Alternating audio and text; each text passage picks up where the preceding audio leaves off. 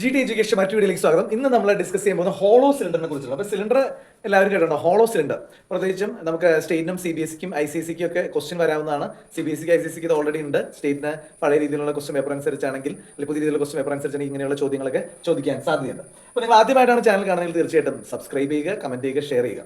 അപ്പോൾ മാത്സിന്റെ പഠനം 8, 9, 10 കൊണ്ട് അവസാനിക്കുന്നില്ല. +1, +2 ഡിഗ്രിയിലായാലും നമ്മുടെ പ്രായോഗിക ജീവിതത്തിലും ഒക്കെ വളരെ അപ്ലിക്കേഷൻ ഒരു സാധനമാണ് മാത്സ് എന്ന് നമ്മൾ നേരത്തെ പറഞ്ഞിട്ടുണ്ട്. അപ്പോൾ നമുക്ക് ഹോളോ സിലിണ്ടറിലേക്ക് വരാം. ഹോളോ സിലിണ്ടർ എന്ന് പറഞ്ഞാൽ പൊള്ളയായ സിലിണ്ടർ അല്ലേ.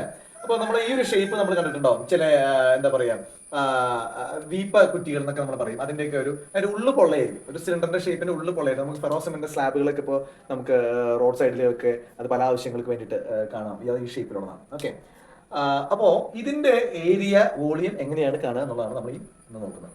അപ്പൊ പ്രത്യേകം ശ്രദ്ധിക്കുക, സിലിണ്ടറിനെ അപേക്ഷിച്ച് ഹോളോ സിലിണ്ടറിന്റെ പ്രത്യേകത തിക്നെസ് ഉണ്ട് എന്നുള്ളതാണ്. അതിന്റെ ഉള്ളു പൊള്ളയാണ്, തിക്നെസ് ഉണ്ട്. ഈ തിക്നെസ് എന്ന് പറയുന്നത് അതിന്റെ വലിയ റേഡിയസിൽ നിന്ന് ചെറിയ റേഡിയസ് കുറയ്ക്കുന്നതാണ്. അതായത് capital R minus small r. Capital R എന്ന് പറയുന്നത് അതിന്റെ സെന്ററിൽ നിന്ന് ഏറ്റവും അറ്റത്തെ എഡ്ജ് വരെയുള്ള ഇതാണ് ക്യാപിറ്റൽ ആർ. സ്മോൾ ആർ പറയുന്നത് സെന്റർ തൊട്ട് അതിന്റെ ഇന്നർ എഡ്ജ് വരെയുള്ളതാണ് സ്മോൾ ആർ. അപ്പൊ ഇവിടുത്തെ ഏരിയ ഓഫ് ക്രോസ് സെക്ഷൻ എന്ന് പറയുന്നത്, ഇതിന്റെ ഏരിയ എന്ന് പറയുന്നത് എന്താണ്? ഇതിന്റെ ഷേപ്പ് സർക്കിളിന്റെ ഷേപ്പാണ്. അപ്പൊ വലിയ സർക്കിളിന്റെ ഏരിയയിൽ നിന്ന് ചെറിയ സർക്കിളിന്റെ ഏരിയ പറയുന്നത് that is pi R square minus pi R square. Pi into capital R square minus pi into small R square. അപ്പൊ പൈ കോമൺ ആണ്. പൈ കോമൺ ആയിട്ട് പുറത്തായിട്ട് എടുത്തു കഴിഞ്ഞാൽ R square minus small R square. Okay, അപ്പൊ ഇതിന്റെ external curve surface area നമുക്ക് നോക്കാം. എക്സ്റ്റേണൽ കർവ് സർഫസ്, രണ്ട് ഹോളോ സിലിണ്ടറിന് രണ്ട് കർവ് സർഫസ് ഏരിയ ഉണ്ട്. എക്സ്റ്റേണൽ കർവ് സർഫസ് ഏരിയ ഉണ്ട്, ഇന്റേണൽ കർവ് സർഫസ് ഏരിയ ഉണ്ട്. അതിന്റെ എക്സ്റ്റേണൽ കർവ് സർഫസ് ഏരിയ എന്ന് പറയുന്നത് അതിന്റെ perimeter into height, that is 2π capital R into H.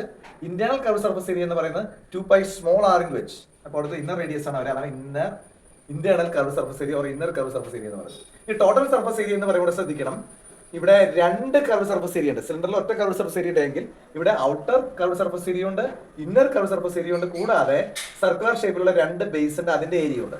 അപ്പൊ നമ്മുടെ ഇക്വേഷൻ എങ്ങനെ വരും?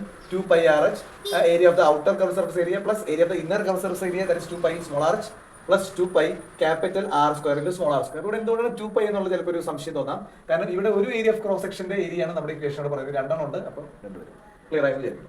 ഇതിന്റെ വോളിയം കാണാനായിട്ട് ശ്രദ്ധിക്കുക. External volume minus internal volume. Hollow cylinder എന്ന് പറയുമ്പോൾ നമുക്ക് external volume minus internal volume ആണ് വരാം. എക്സ്റ്റേണൽ വോളിയം എന്ന് പറഞ്ഞാൽ pi into capital R square into H minus internal volume എന്ന് പറയുന്നത് pi into small R square into H. അപ്പൊ നമുക്ക് എന്ത് കിട്ടും? Pi capital R square minus pi small R square. Pi common ആയിട്ട് എടുത്താൽ pi capital R square minus small R square into H എന്ന് കിട്ടും. അപ്പോൾ ഇത് വളരെ സിമ്പിൾ ആണ്. സിലിണ്ടർ ഇക്വേഷൻ അത് നമുക്ക് സ്വന്തമായിട്ട് ചെയ്യാവുന്ന മാത്രമേ ഉള്ളൂ, എങ്കിലും നമ്മൾ പറഞ്ഞു മാത്രമേ ഉള്ളൂ. അപ്പോൾ ഈ വീഡിയോ നിങ്ങൾക്ക് ഉപകാരപ്രദമായി വിചാരിക്കുന്നു. മറ്റു വീഡിയോ നമുക്ക് കാണാം. അത് ഫ്രണ്ട്സ് സൈനിങ് ഔട്ട്.